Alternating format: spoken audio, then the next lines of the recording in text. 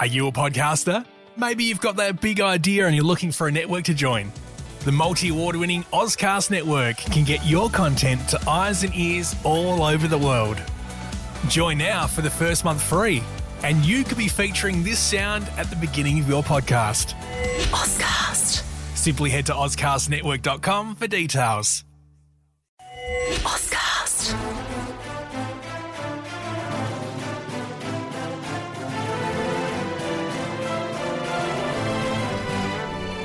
All right, welcome to another deep dive.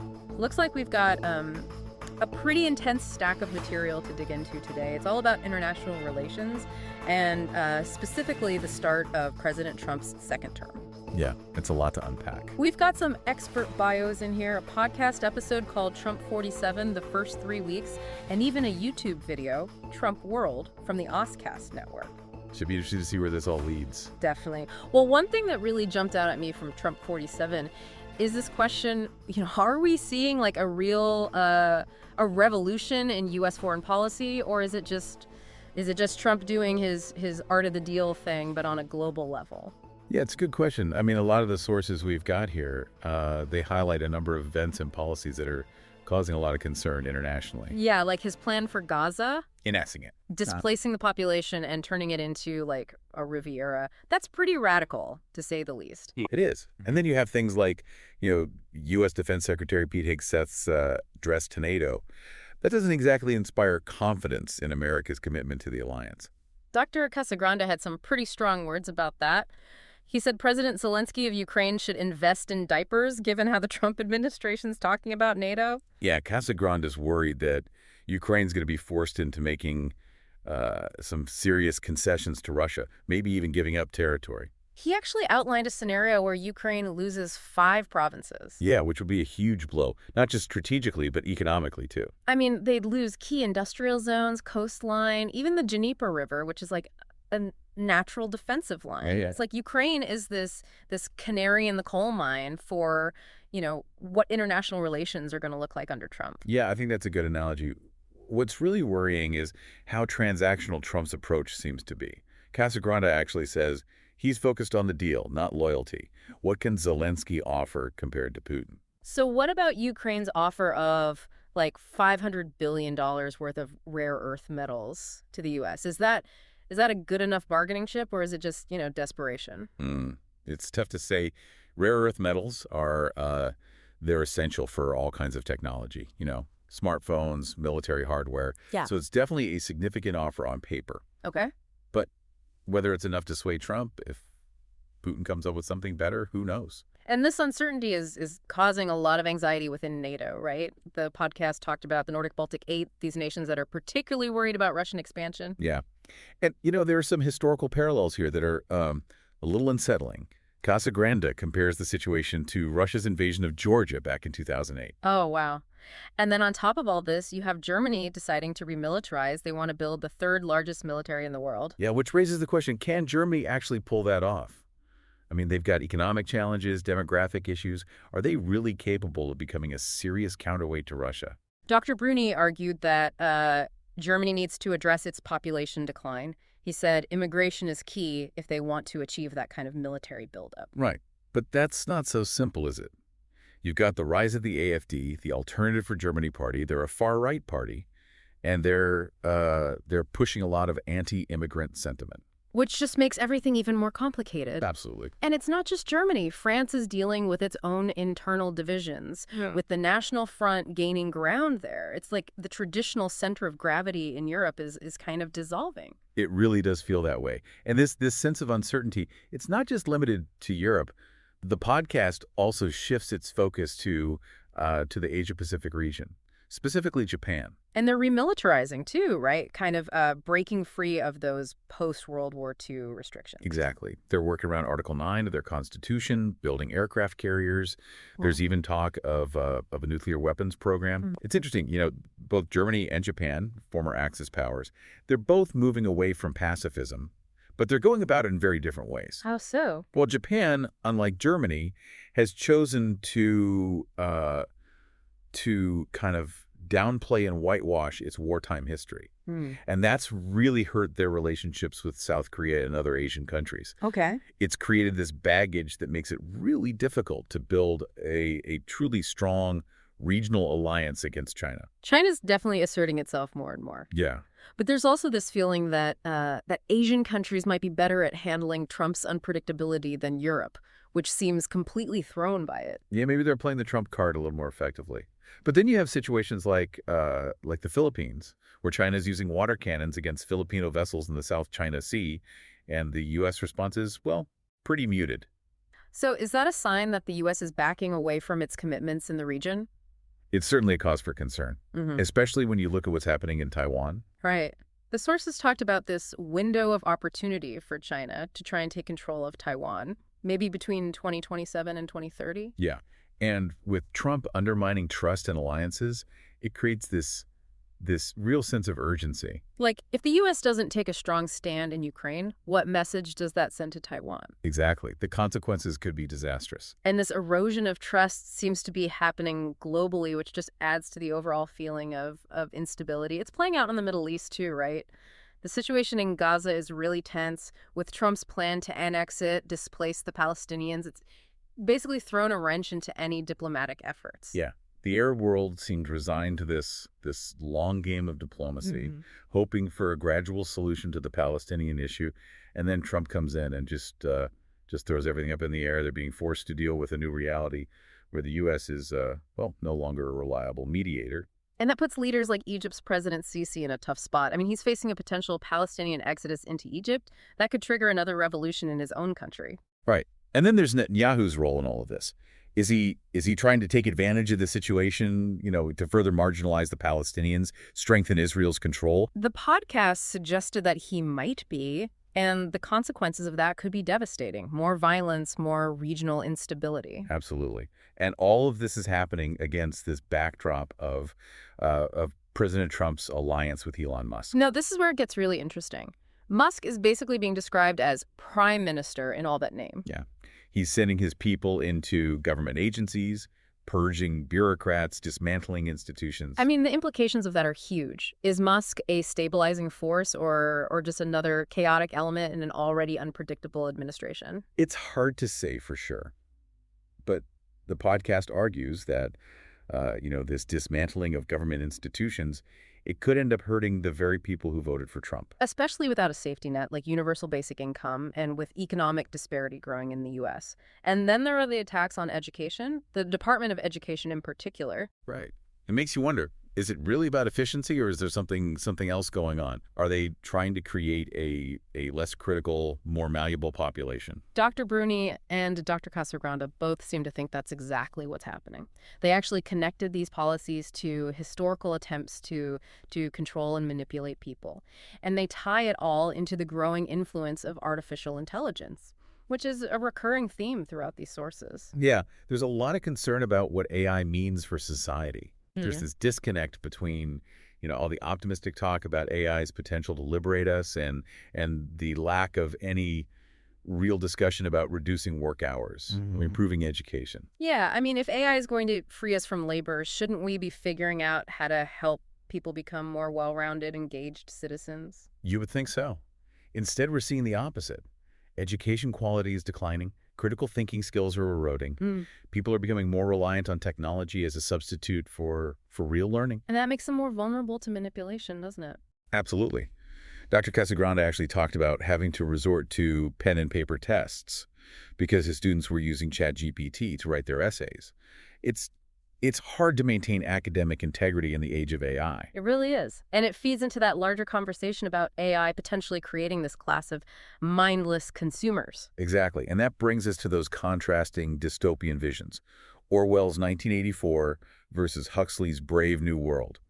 The sources argue that Huxley's vision seems more relevant to where Western societies are headed. That we're willingly giving up our rights and freedoms for comfort and convenience. Yeah. That's a chilling thought. It is. And technology and consumerism are playing a big part in that. And as the podcast pointed out, it creates a breeding ground for anxiety and resentment, which people like Trump and the far right have been really good at exploiting. It's like a self-fulfilling prophecy. The more we embrace that dystopian path, the more likely we are to elect leaders who will erode our freedoms even further. Right. And that has huge implications for the future of international relations.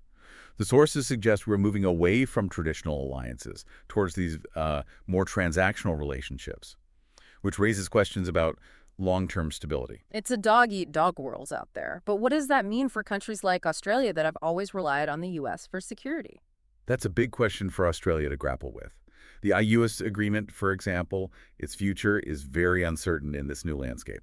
So if the U.S. is potentially in its death throes as an empire, where does that leave Australia? It leaves them at a crossroads. Mm-hmm. They need to think carefully about their options, maybe forge new alliances to navigate this increasingly turbulent global order. It's a real wake-up call. This deep dive is showing us a world defined by uncertainty, a deep sense of unease. And at the heart of it all is this question: what happens when the old rules no longer apply? We're seeing the foundations of the post-World War II order being shaken. Yeah, both Dr. Bruni and Dr. Casagranda pointed to the 1930s as a potential historical parallel, a time when the global order was similarly fractured, and it led to, well, catastrophic consequences. That's a scary comparison. Are we on the brink of another era of global conflict? It's impossible to say for sure, but the sources do paint a pretty worrying picture. And one of the most unsettling things about all of this is the rise of figures like Elon Musk, who seem to be operating with a level of power and influence that we haven't seen before. Yeah, Musk's relationship with Trump is fascinating. On the one hand, he's presented as a potential stabilizing force, a voice of reason within a chaotic administration. But on the other, he's actively dismantling government institutions, potentially making the very problems he claims to be solving even worse. The paradox. And it's hard to predict what the long-term consequences of his actions will be. Especially with his views on AI.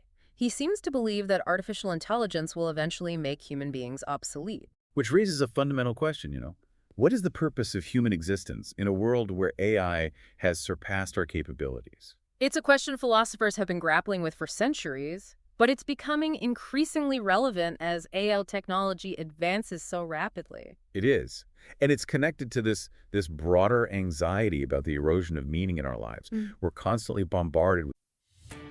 Are you a podcaster? Maybe you've got that big idea and you're looking for a network to join.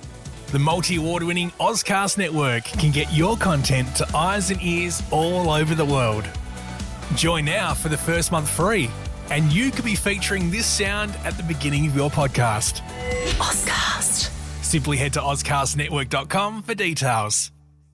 Information, entertainment, consumer goods. But are we truly happy? Are we fulfilled? Those are questions we need to confront, both individually and as a society. Because if we don't, we risk becoming those mindless consumers that the podcast warned us about. Passively accepting our fate in a world shaped by algorithms and AI. And giving up our agency, our autonomy, to those who control these powerful technologies. Right. Both Dr. Bruni and Dr. Casagranda emphasized the importance of education as a way to counter this drift towards dystopia. Yeah, a well-educated population is less susceptible to manipulation and propaganda.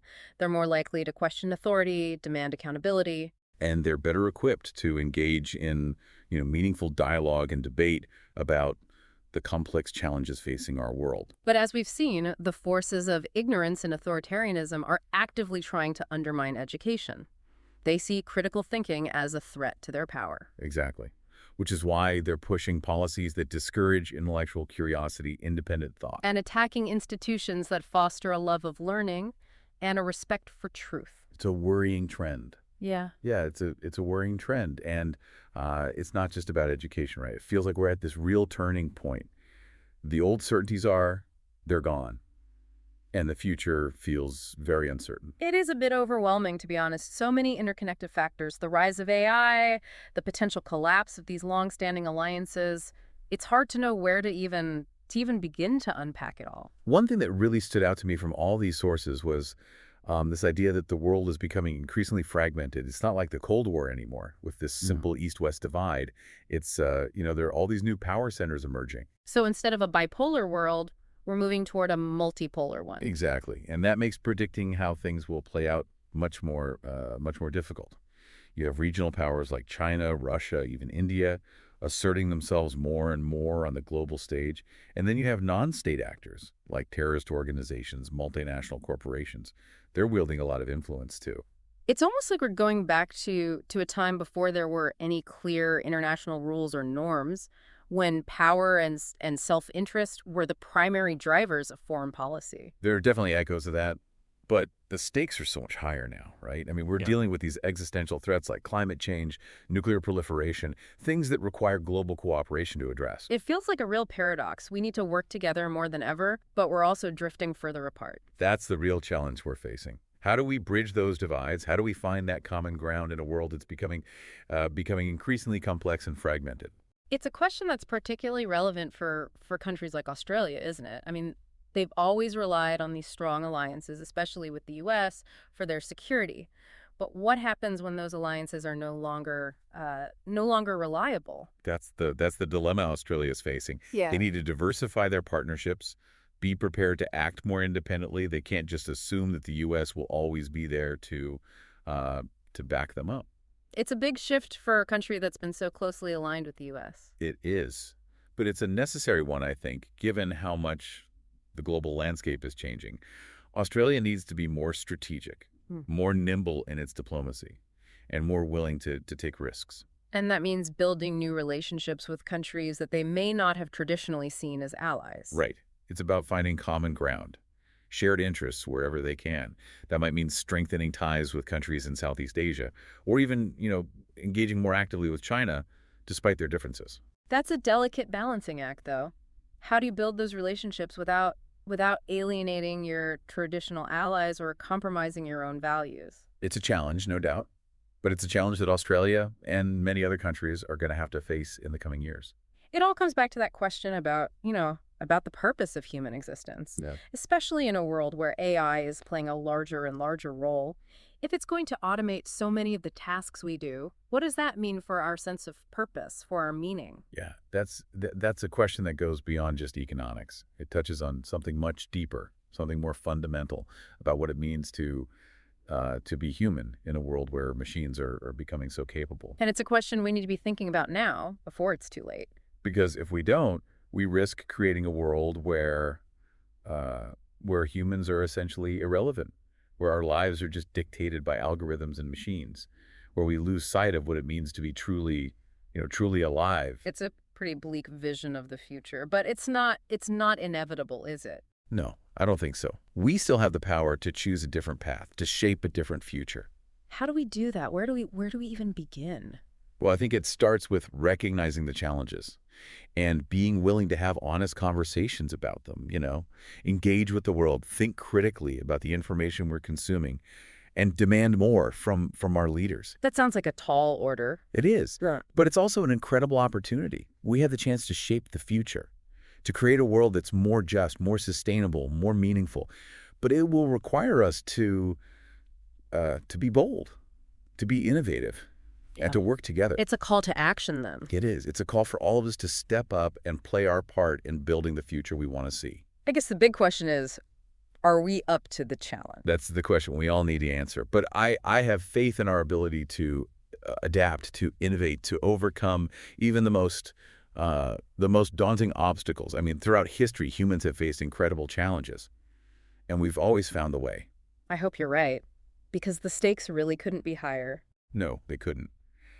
But I believe we have the capacity to create a better future for ourselves, for generations to come. It won't be easy, but it'll be worth it. Well, on that note of cautious optimism, I think we've covered a lot of ground. We've explored the shifting geopolitical landscape, the growing influence of AI, those fundamental questions about, the purpose of human existence in a world that's changing so rapidly. We've looked at the potential pitfalls, the possible solutions, and we've challenged ourselves to think critically about the choices we all face. And hopefully we've given you, our listener, some things to think about as you navigate these uncertain times. We believe knowledge is power, and that by understanding the forces shaping our world, we can empower ourselves to make informed decisions, to create that better future. It's been a fascinating journey so far, and I'm eager to see where we go from here. Me too. There's still so much to explore, so much to learn, so much to discuss. So until next time, stay curious, stay engaged, and keep asking the big questions. It's interesting how this whole deep dive has kind of shifted, from specific events like Trump's policies and things to these much broader questions about like the future of humanity and stuff. Yeah, and it is kind of natural, I think, when the world feels as uncertain as it does now. It's hard not to think about the big picture. We're not just talking about alliances changing or economic policies. It's like the very foundations of our society are being challenged. And technology seems to be a big part of that, especially AI. I mean, it's disrupting everything, the job market, the way we talk to each other. Yeah, it's making us ask some pretty fundamental questions about what it even means to be human. Like, if machines can do so many of the things we do now, even creative stuff, what makes us special? What gives our lives meaning? I guess the optimistic view is that AI will free us up from all the boring stuff, give us more time to do things we enjoy, be more creative. It could. It definitely could. But that means we have to adapt. We have to evolve. We can't just sit around and wait for this perfect future to happen, right? We got to invest in education, retraining, make sure people have a safety net, so that everyone benefits, not just a small group. And we have to be aware of the potential downsides too, right? Like AI being used for surveillance or manipulation, even control. Absolutely. These are conversations we need to be having now while we still have a chance to shape how AI is developed and used. We need to think about ethics, regulations, safeguards, make sure AI serves us, not the other way around. But technology moves so fast. It feels like a race against time, It's hard for policymakers, even ethicists, to keep up. It is a challenge. But we can't ignore it. The decisions we make now, they'll have a huge impact on the future, not just for us, but for our kids, our grandkids. So what can we do? Like, as individuals, it's easy to feel kind of overwhelmed by all this. Well, the first step is awareness. Just paying attention to what's happening. Have those conversations, challenge assumptions, be a critical consumer of information, especially with all the stuff on social media. And hold our leaders accountable, right? Make them address these issues, make decisions that put humanity first long term. Exactly. We can't just leave it to the experts, the politicians. We all have a role to play. We need to be active, be engaged, be willing to stand up for what we believe in. So it's about individual action, but also collective action. It's both. It's about understanding that we're all in this together and our choices matter. It's about finding common ground, building those bridges, working together to make things better for everyone. So there's hope. Like, amidst all the uncertainty, the anxiety, there's still reason to be optimistic. I think so. I do. Humans are incredibly resilient. We're resourceful. We're good at innovating, at collaborating, at being compassionate. If we tap into those qualities, I think we can get through this, create a world that's truly worthy of being human. Wow, that's a powerful thought to end on. I hope it stays with you. Well, we've covered a lot of ground today. President Trump's return, the rise of AI, the changing global landscape. The challenges, the opportunities, the anxieties, the hopes. And most importantly, we've invited you to join us, to think about these issues, to engage with them in a real way. We believe knowledge is power. Uh-huh. And by understanding what's happening, we can all make better decisions, create a better future. Thank you for joining us on this deep dive. We hope you'll join us again next time as we explore more of, the biggest issues facing us today.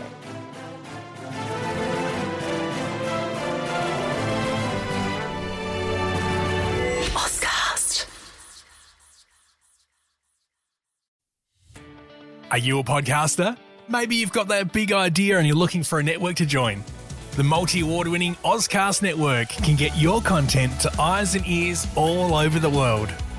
Join now for the first month free, and you could be featuring this sound at the beginning of your podcast. Auscast. Simply head to auscastnetwork.com for details.